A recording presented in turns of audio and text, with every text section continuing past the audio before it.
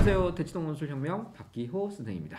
수리논술 김성주 선생입니다. 자, 이제 김성주 선생님과 함께 자연계 논술에서 수리 논술의 시험 범위를 좀 살펴보고자 합니다. 네. 자연계 수리 논술을 준비하는 학생들은 수리 논술 공부를 얼만큼 해야 되는지, 어떤 영역을 준비해야 되는지 선택 과목까지 한번 살펴볼 시간인데요. 자연계 그러면 보통 수원, 수투, 그리고 미적, 확통, 기하 이 중에서 뭘 준비를 해야 되는지 참 궁금해요. 네. 자, 설명을 좀 해주실래요? 네, 이제 큰 카테고리로 나눠서 이 표를 보면서 말씀을 드리겠습니다. 네. 일단 수능 전에 보는 학교들이 지금 보다시피 4개 학교가, 4개 있죠. 학교가 있습니다. 연세대, 홍익대, 성신여대, 서울시립대. 네. 우리가 알다시피 수원, 수투 과목이 있고요. 네. 그 다음에 선택 과목으로 미적, 확통, 기하가 있습니다. 네. 그런데 지금 보다시피 수원, 수투만 보는 학교도 있고 미적분만 보는 학교가 있습니다. 그리고 기하를 추가하거나 확통을 추가하거나 아니면 둘 다 추가하거나 이런 학교들이 있는 거죠. 그러면 제가 이제 이해한 건요. 수원, 수투만 보는 첫 번째 유형이 있고요. 그 다음에 수원, 수투 포함해서 미적까지 보는 학교. 두 번째 유형. 네. 그 수원, 수투 포함해서 미적에다가 기하까지 추가한다고요? 네, 그게 세 번째. 그럼 세 번째. 그럼 미적은 공통이네요. 네. 그 다음에 수원, 수투에다가 미적 포함했는데 확통까지 나오는 네 번째 경우와 맞습니다. 그 다음에 수원, 수투에다가 미적에다가 기하, 확통까지 포함하는 다섯 번째 경우가 있군요. 네. 오, 시험 유형이 되게 다양하네요. 네, 기본적으로 다양한데 네. 대부분의 학교는 수원, 수투의 미적을 중심으로 내고 그러면 이제 대부분의 학교가 그러니까 수원, 수투와 미적까지만 공부하면 그냥 수련원술 볼 수 있나요? 네, 거의 커버가 가능하죠. 일단 그게 중요한 거네요. 네. 미적이 없는 상태에서 볼 수 있는 학교가 조금 제한적입니다. 그 다음에 기하와 확통을 어떻게 추가할 거냐라는 건데 사실은 기하하고 확통을 추가하겠다라고 알려놓고 기하하고 확통을 안 낸 학교가 너무 많아요. 배신 때린 거네요. 이건 그 가르치는 입장에서 되게 대학이 좀 성의가 없다. 이건 조금 고쳐주셨으면 좋겠다. 이렇게 생각합니다. 네, 일단 확통을 추가하는 학교는 지금 성신여대하고 서울시립대가 있고 그게 수능 전에 보는 학교입니다. 네, 그 다음에 기하와 확통을 추가하는 학교는 연세대와 홍익대가 있습니다. 야, 그럼 연세대와 홍익대는 너무 시험 범위가 빡센데요? 네, 맞습니다. 너무 넓군요. 자, 그리고 이제 수능 이후에 보는 학교에 대해서 좀 설명을 해주세요. 네, 수능 이후에 보는 학교들도 동일한 카테고리로 진행이 됩니다. 네.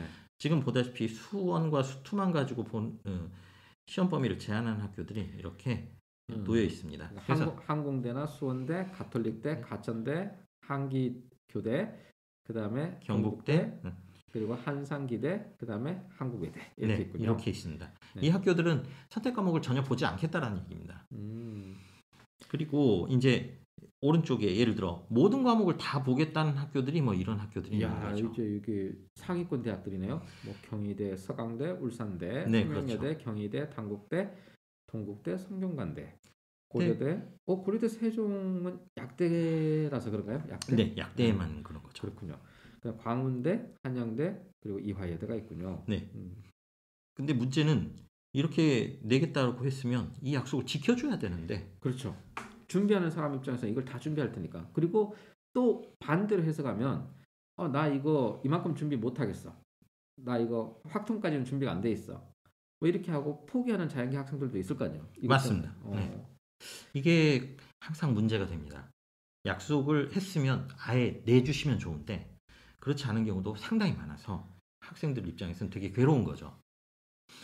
작년에 봐도 이 약속을 다 지킨 학교가 몇 개 없어요. 그리고 이게 이제 작년에 발표된 예고한 걸로 지금 나온 건데 확정판은 또 어떻게 조금 달라질지 모르겠습니다. 솔직히. 그래서 일단은 경향을 얘기를 드리자면 기하하고 확통의 경우에는 실제 난이도가 그렇게 높지는 않아요. 하지만 미적분 같은 경우에는 아주 제대로 내고 있습니다. 여기서 결판을 보는 경우가 대부분이죠.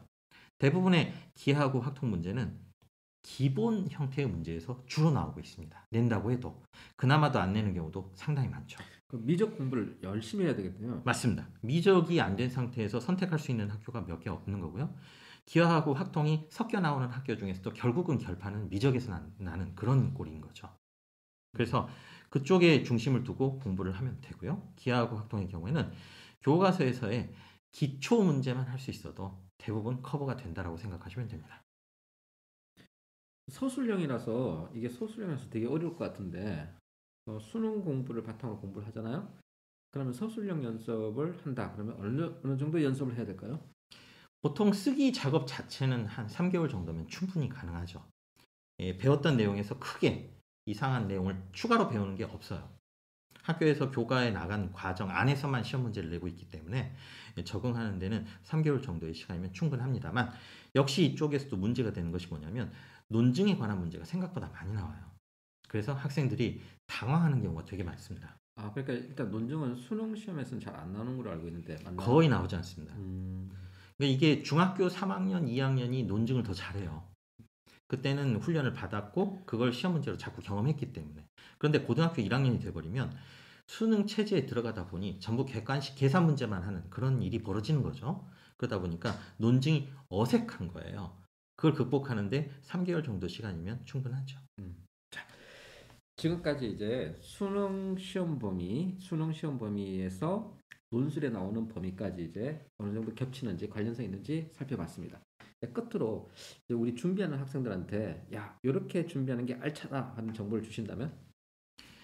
일단 수능에서도 그렇지만 지금 수원, 수투에서 고난이도 문제가 예전에는 나오지 않았는데 요즘 잘 나오고 있어요. 그래서 논술에서도 수원, 수투 문제는 굉장히 중요한 상태입니다. 그렇기 때문에 수원, 수투, 미적이 매우 중요하다, 이렇게 인식하시고요. 기하하고 확통의 경우에는 기본 문제까지만 제대로 풀 수 있으면 커버할 수 있다. 대부분의 문제는 기하 문제도 확통 문제도 문제가 변환되면서 결국에 미적 문제로 바뀌어요. 마지막에는 미적이 결국은 끝장을 보는 그런 구조로 되어 있습니다. 그러면 이제 제가 알아듣기로는 이런 느낌이에요. 야, 너희가 미적이 좀 잘 돼 있으면 시험 문제 기하와 학통이 추가된 대학도 그렇게 끊임 없이 한번 지원해봐라. 이렇게 맞습니다. 이해하면 되나요? 맞습니다. 네, 이게 정말 중요한 정보인 것 같아요. 겁먹을 필요가 없어요. 네, 하지만 미적이 준비가 안 돼 있다면 그건 어려울 겁니다. 네. 자, 오늘은 여기까지 할까요? 네. 감사합니다.